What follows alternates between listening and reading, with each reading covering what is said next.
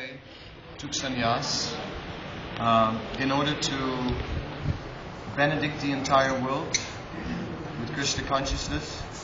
And meanwhile, he left his elderly mother and his young wife, who was Vishnupriya Devi, who was only 16 years old at the time. He left them, and it is said that Vishnupriya then worshipped this deity of Sri Chaitanya Mahaprabhu for a very large portion of her life, because biographers say that she lived into her 90s. So for many, many years she worshipped this deity, and it is of course well known that during that time she would perform great austerities, and she was chanting the holy name in very large numbers, and for every round she took 1 grain of rice. So at our 16 rounds it would be 16 grains of rice a day. At 100 rounds that will be 100 grains of rice, which is still not so many, I think. So I guess in all those years she wasn't overweight.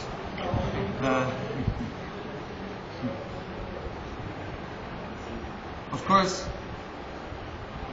one could speak for a very long time on such a topic and go very deep into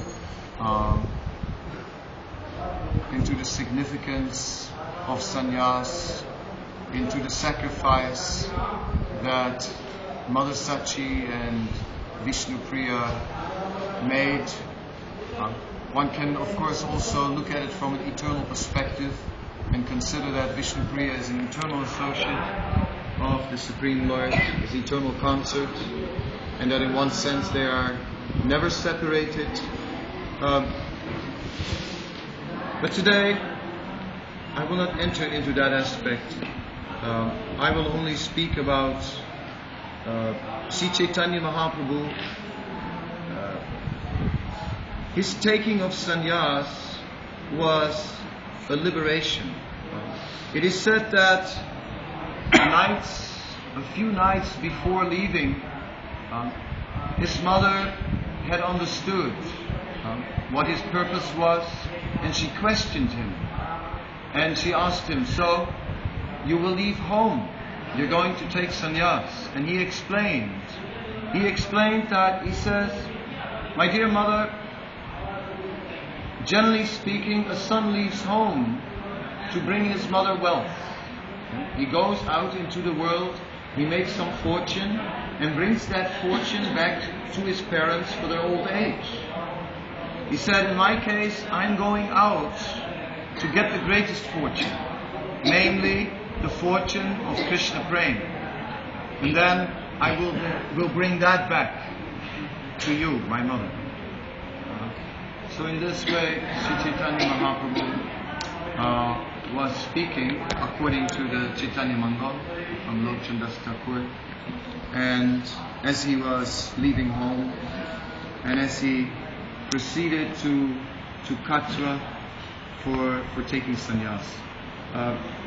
For Sri Chaitanya Mahaprabhu, taking sannyas was a total liberation, because at that time he was no longer having to divide his energy. Just as long as one has interest in this world, then one becomes compromised, because one has to maintain something in the world, and for that there is a price to pay, that one has to adjust to the environment.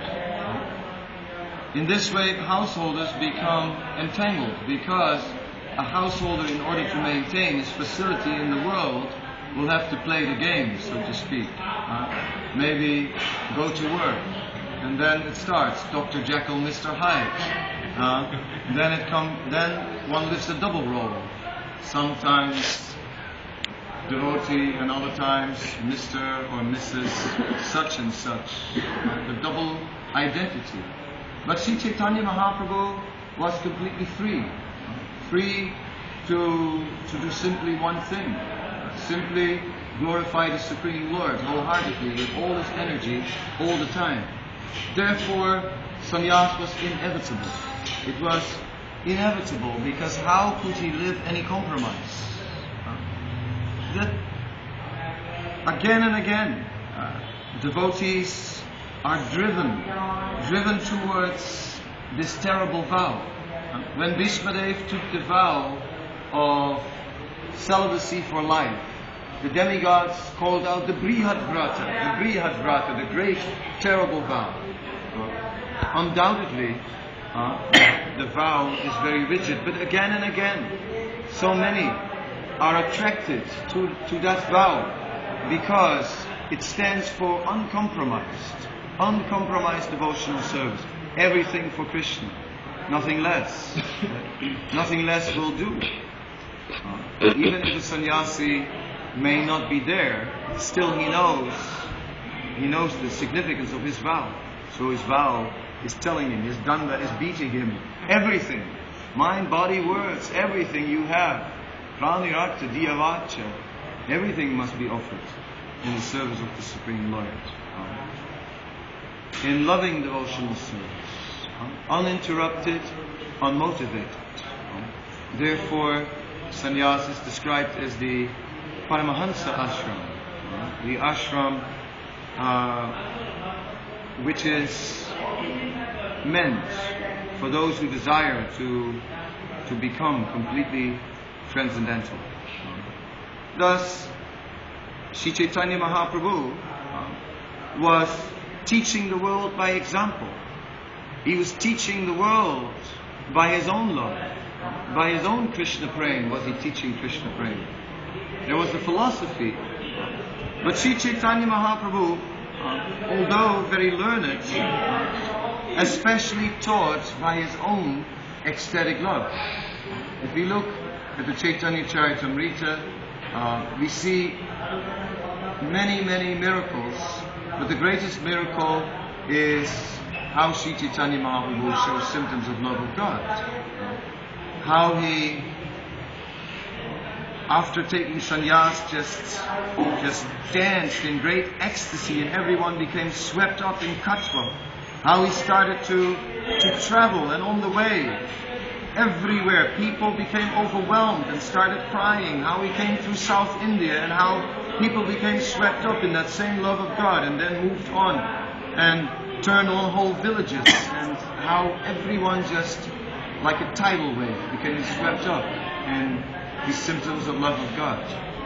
Sri Chaitanya Mahaprabhu had deep philosophical discussions with Srila Rupa and Sanatana Goswamis, with Ramananda Rai, with Venkata, and in all these discussions,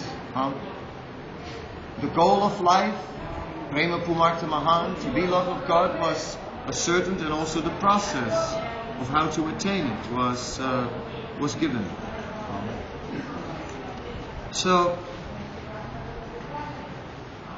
here in this place, we can appreciate that it represents the beginning of the worldwide Sankirtan movement. That with Sri Chaitanya Mahaprabhu's resolution to take sannyas, our deliverance began. It is by his determination to take sannyas that Krishna consciousness spread through every town and village all over the world, and reached somehow or other even our town or village, and somehow or other even touched our lives. Amazing enough. So I think that is a positive meditation. Sometimes I've been here and we went deep into the feelings of separation of Vishnu Priya, but today I can't get into such a heavy topic. It has to be because today is our Sankirtan day, so I will speak about the joyful part of Sri Chaitanya Mahaprabhu taking sannyas, the part where the Supreme Personality of Godhead